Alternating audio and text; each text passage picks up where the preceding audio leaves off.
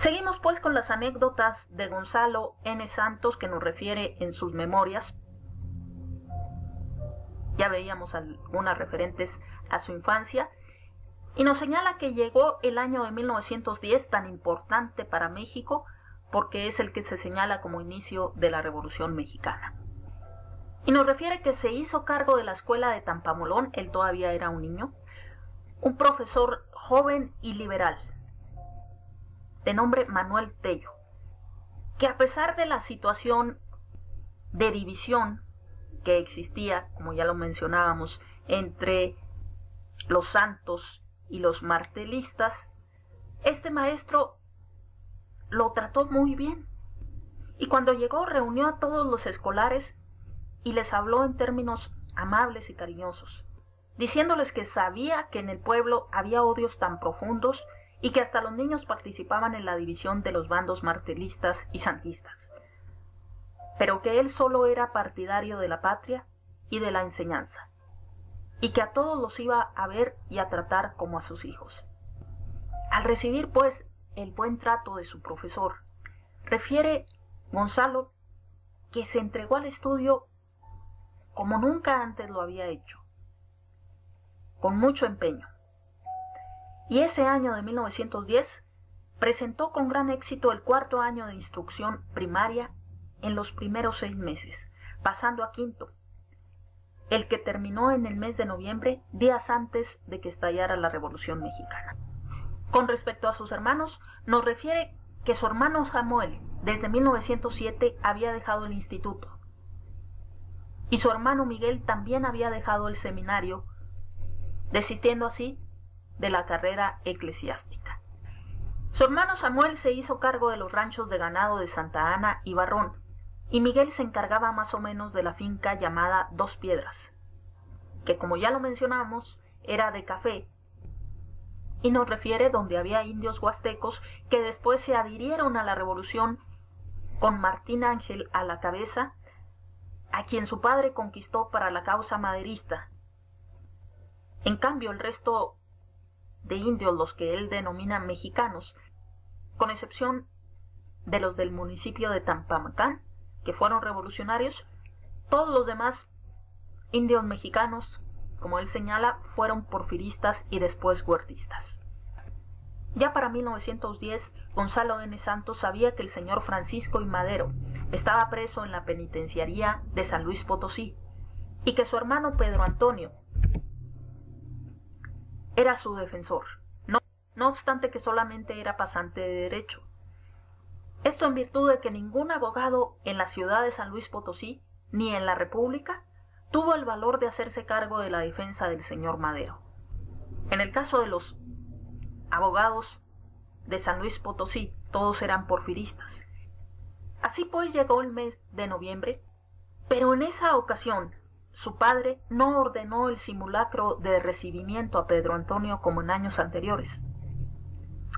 Y cuando Gonzalo preguntó por qué no se hacía la misma balacera de costumbre, cintareo y caracoleo de caballos, su padre le respondió que porque su hermano Pedro Antonio venía solo, ya Miguel y Samuel no venían con él, y que Pedro Antonio era un hombre muy serio y no quería comprometerlo con esos ruidos.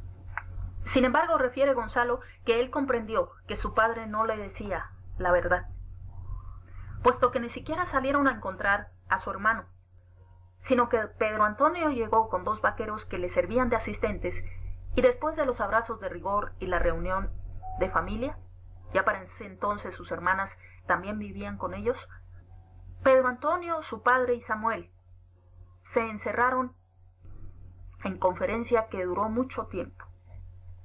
Lo que realmente sucedía, y supo después Gonzalo, fue que Pedro Antonio salió en fuga de la ciudad de San Luis Potosí, después de haber planeado, protegido y ayudado a la fuga de don Francisco I. Madero, junto con el doctor Rafael Cepeda.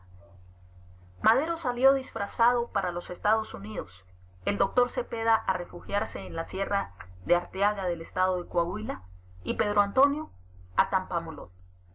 Aquí en esta foto podemos ver en el año de 1910, de izquierda a derecha, en la penitenciaría de San Luis Potosí al licenciado Roque Estrada, Francisco I. Madero, y al valiente pasante de derecho, hermano de Gonzalo N. Santos, Pedro Antonio Santos, defensor de los señores Francisco I. Madero y Roque Estrada.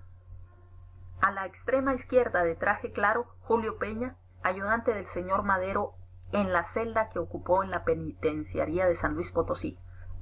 En otra celda estaba preso Roque Estrada.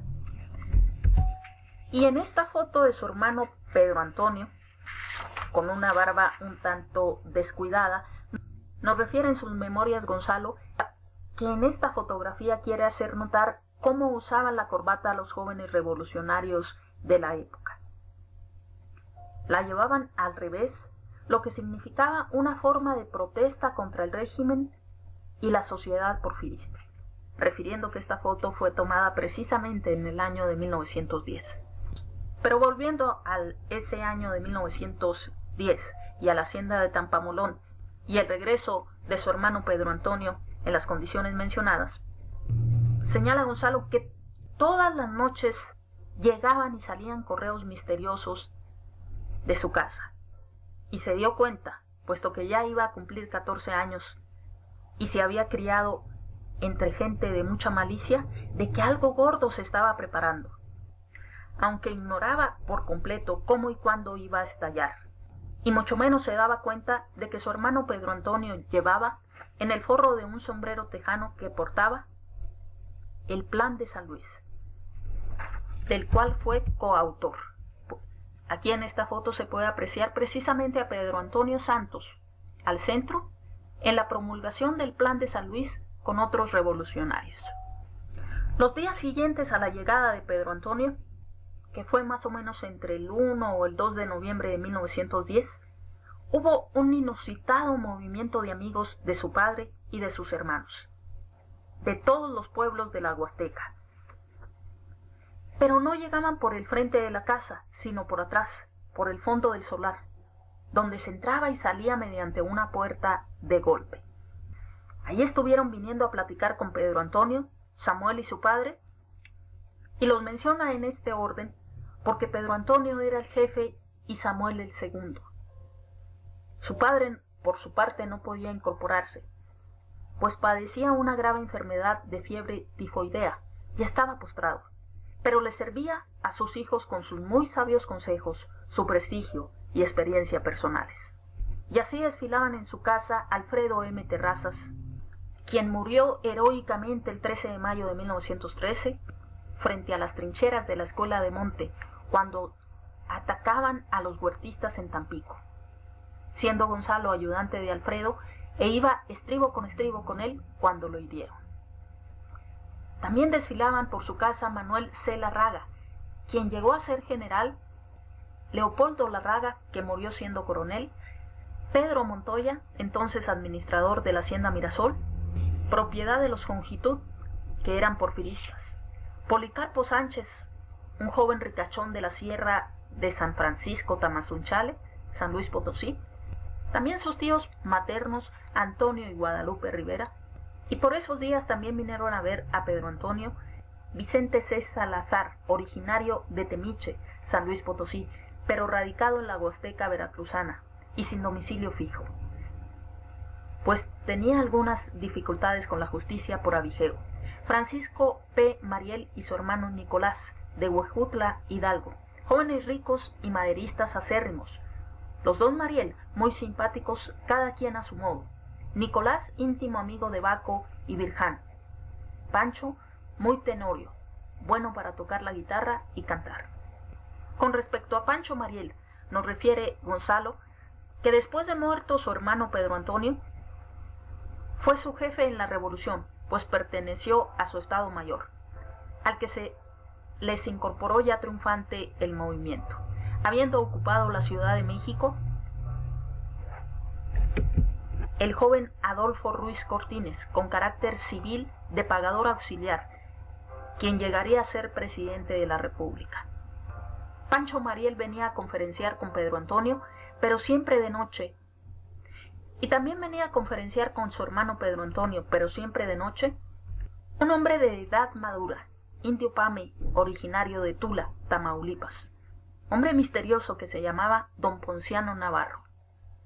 Este Navarro era íntimo amigo y paisano de los hermanos Vázquez Gómez, del doctor Francisco y Emilio Vázquez Gómez. Que hay que recordar que el doctor Francisco Vázquez Gómez era el candidato del partido antirreeleccionista a vicepresidente de la República en la planilla en que Madero era candidato a la presidencia.